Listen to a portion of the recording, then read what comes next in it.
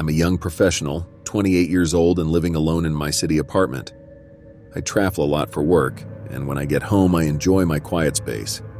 I'm used to living here and like it, but one day when I returned from a business trip, my own space turned into a nightmare. So last year I returned to my cozy city apartment after a 2-week-long business trip. My place was familiar and comforting. It has just one bedroom, a living room, a kitchen, and 1.5 bathrooms. Each room had enough space, creating a sense of peace.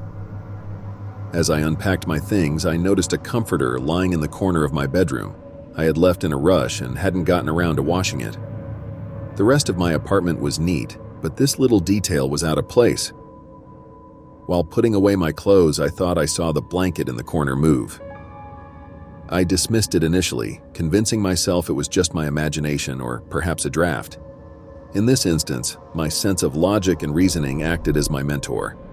It reminded me that there must be a reasonable explanation for the movement. Perhaps it was just the way the light fell, or a trick of the shadows. My curiosity eventually got the better of me, and I decided to investigate further. Returning to the bedroom, I focused on the blanket. It seemed still now, but the earlier movement stayed in my mind. The unsettling stillness of the blanket now transformed into a test of my nerves and courage. It lay motionless. Yet, the memory of its earlier movement haunted me. Was it merely a trick of light, or was something more sinister at play? The expression of the situation tested my resolve, challenging me to confront my fears. As I continued to watch the blanket, the silence was broken by the sound of footsteps coming from outside my bedroom.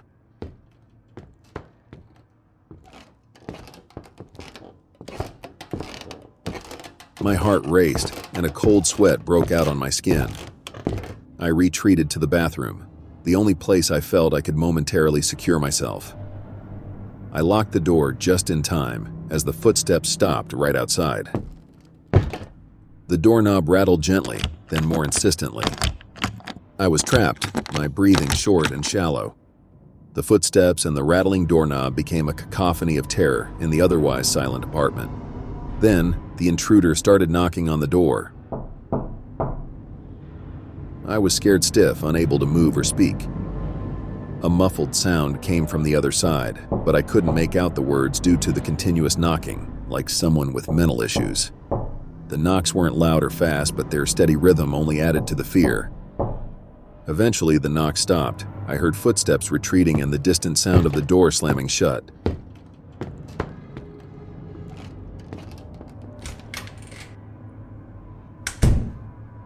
After a few minutes without hearing a sound, I mustered the courage to leave the bathroom.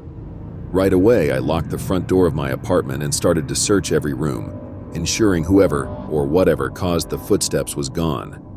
But as I checked the first room, movement caught the corner of my eye. I turned around and stood face to face with the intruder. It was a woman in her early 30s with wide, pale eyes. She lunged at me without warning. Thankfully, she didn't have any weapon. I grabbed her hands and pulled her down, and she started growling like an animal.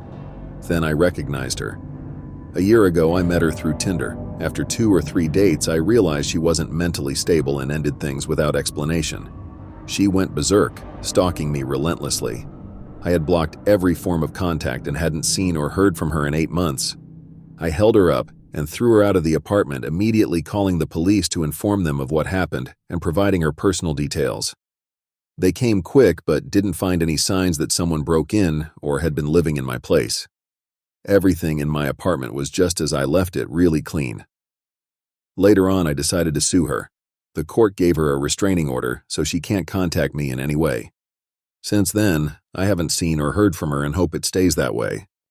This whole crazy thing showed me how important it is to be careful, even in your own home. I learned to trust my gut feeling more and to be ready for anything unexpected.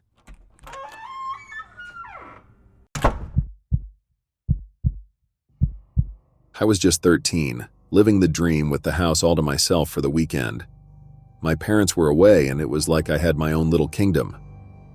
The living room was my throne room, the kitchen my banquet hall, stocked with all the snacks and sodas I could want. I had a marathon of video games lined up, my trusty console waiting for some action. The whole house was quiet, peaceful, just me and my thoughts. I was lounging in my favorite chair, ready to dive into worlds of adventure and mystery.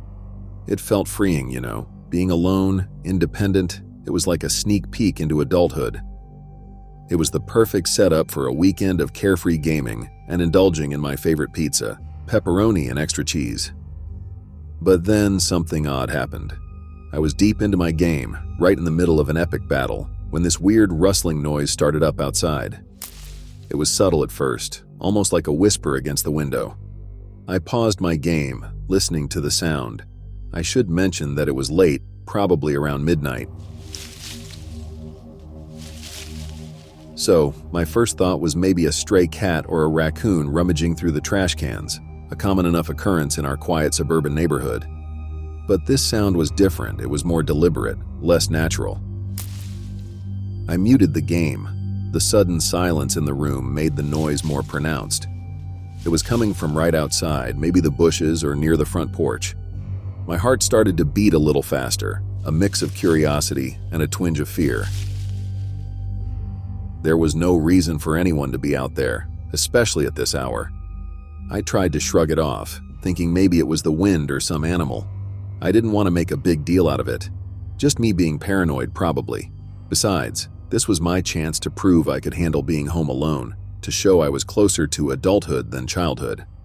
I wasn't some little kid anymore, scared of the dark or imaginary monsters. No, I was 13, practically an adult, and adults don't freak out over a little noise. Anyway, I kept playing, diving back into the game, trying to immerse myself in the digital world. But even through the game sounds, I kept hearing that same noise. It was persistent, and it started to really freak me out. The rustling seemed to weave through the explosions and dialogues of the game, a constant reminder that something wasn't right. It was like a nagging thought, impossible to ignore, growing louder and more insistent with each passing minute. So I paused the game, the screen freezing mid-action, and the room fell silent except for that eerie noise from outside. I slowly approached the window, my heart starting to beat faster with apprehension. The curtains, usually a barrier between me and the outside world, suddenly felt too thin, too fragile. I cautiously pulled them aside and peered out. There, in the dim glow of the streetlight, was a shape that didn't belong, a man's silhouette, standing motionless in our yard. I sneaked down, trying to see through the front window, but it was too dark to make out anything. I was alone, right?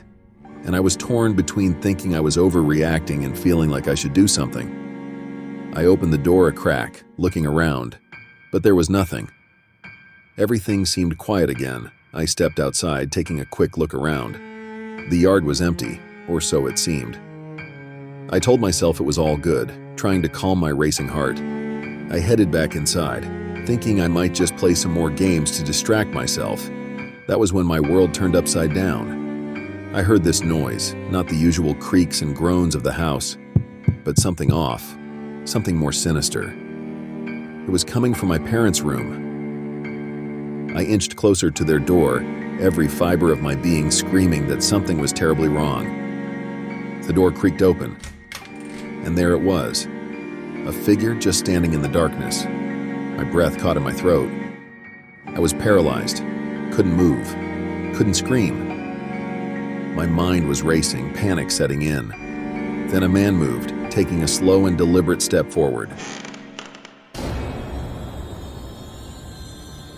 In the eerie glow of the moonlight, his face became visible, and that's when I saw it. An unsettling smile, a grotesque grin that sent shivers down my spine. My heart pounded so loudly that I feared he could hear it. That was when my survival instinct kicked in. I spun around, full of this primal fear, and bolted. I was running like the wind, down the stairs, my feet barely touching the ground. I heard him behind me, footsteps thudding, a nightmare chasing me through my own house. I burst through the front door and into the cool night air. It hit me like a wave, but in the frenzy of the moment, I barely felt its chill. My legs carried me forward, the dim glow of streetlights a blur in my peripheral vision. My heart raced, pounding in my mouth like a relentless drumbeat.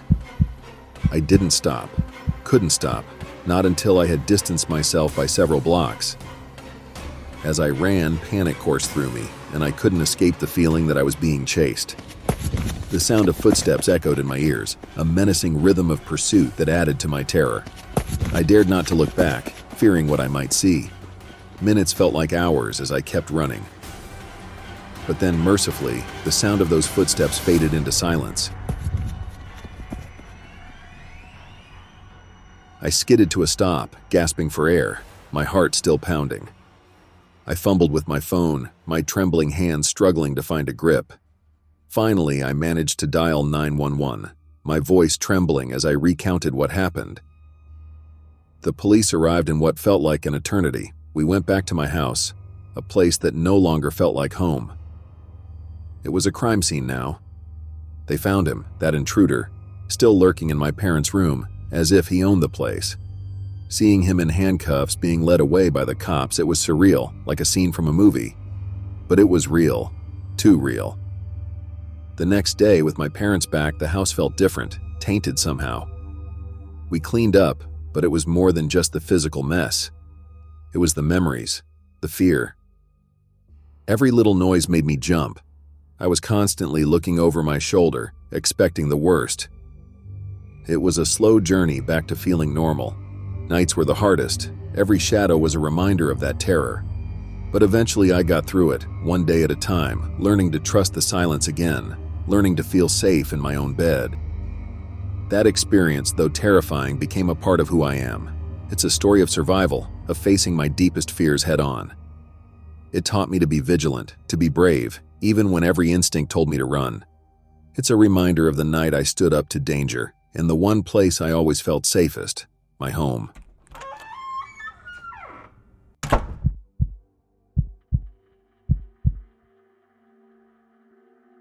So there I was, a 30-year-old guy living in this 2-floor mother-brother house with my brother. He had the downstairs, and I had the upstairs. Most nights, it was just me since he often stayed at his boyfriend's place. As you can guess, yes, my brother is gay. One night I was home alone, settling in to watch a scary movie. The house was quiet, just me and the flickering TV in the dark room. Sure, I was 30, but being alone sometimes still got to me. I tried to brush off any unease, telling myself I was an adult and shouldn't be spooked by a bit of solitude. Despite this, as I watched the movie, I found myself glancing over my shoulder more than I cared to admit.